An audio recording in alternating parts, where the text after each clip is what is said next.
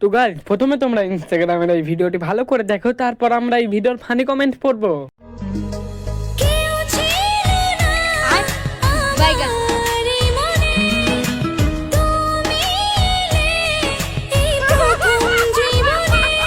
চাই না কিছু আমি যে আর করতে চাই তোমায় আপন, আলতো ছোঁয়ায় মন ডাকে সারাক্ষণ।